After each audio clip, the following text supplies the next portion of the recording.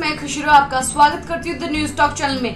3 दिन से जमीन के नीचे से आ रही थी तेज आवाज, जब खोद के देखा तब निकली लाश। आप आज कमेंट बॉक्स में मां करके कमेंट जरूर कीजिए और आप लोगों को पता चलेगा कि एक्चुअली में मैं ऐसी खबर को मां के कमेंट के साथ क्यों जोड़ रही हूँ। अगर आप लोगों को जानना तो मेरी वीडियो लास्ट तक जरूर देखिए, पर उससे पहले अगर आपने हमारा चैनल अभी तक सब्सक्राइब नहीं किया, चैनल को सब्सक्राइब कीजिए, बेल आइकन को दबाइए। जानकारी अच्छी लगी तो कमेंट बॉक्स में कमेंट करते हुए जरूर जाइए और ये मां करके कमेंट कीजिए या तो भगवान की शक्ति ऐसा करके कमेंट जरूर कीजिए। इस वीडियो को लाइक कीजिए, शेयर कीजिए।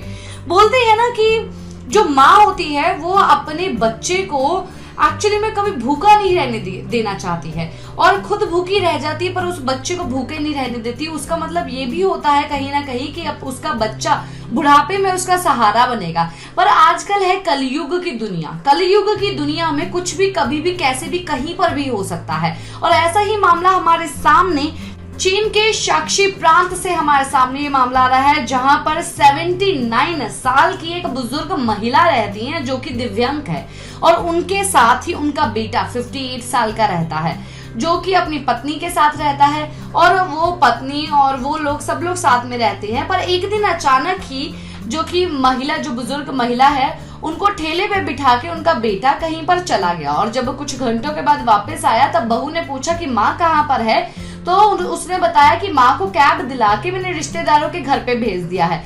3-4 दिन हो गए और बहू को कोई खबर नहीं आई अपनी सास की।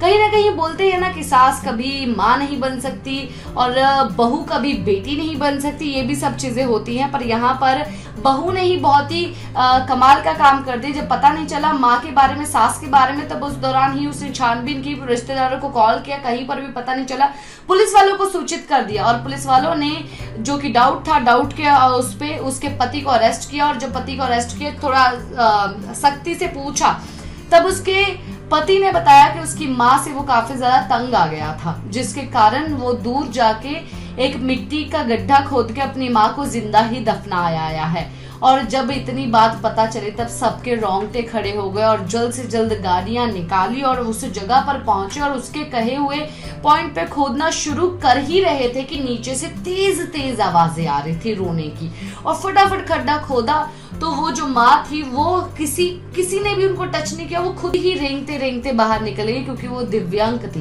गाइस, आंखें बंद करके इस सीन का अगर कभी इमेजिनेशन करते हैं ना तो रोंगटे खड़े हो जाते हैं। मुझे बोलते इमेजिनेशन हो रही है कि ये एक्चुअली में कैसा होगा उस वक्त मंजर।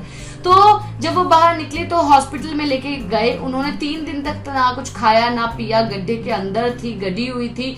तो हॉस्पिटल पहुंचे, हॉस्पिटल जाके अभी उनका इलाज चल रहा है, पर उसी दौरान ही अपनी माँ की हत्या करने के आरोपों पे उनके बेटे के ऊपर अभी केस चल रहा है और भी छानबीन कर रही है और अभी वो जो लड़का है वो पुलिस स्टेशन में है। पर यहाँ पर बहू ने अपनी सास की जान बचाई है जो कि बेटी भी करती और ये सच्ची बेटी है। तो इसीलिए मैंने स्टार्टिंग में आप लोग को बोला कि माँ करके कमेंट जरूर कीजिए या तो भगवान की शक्ति करके कमेंट कीजिए या तो अगर आप उनकी बहू के बारे में कुछ कमेंट करना चाहते हैं वो भी कर सकते हैं। इसी के साथ मैं लेती हूँ इजाजत। बाय बाय, टेक केयर, नमस्कार।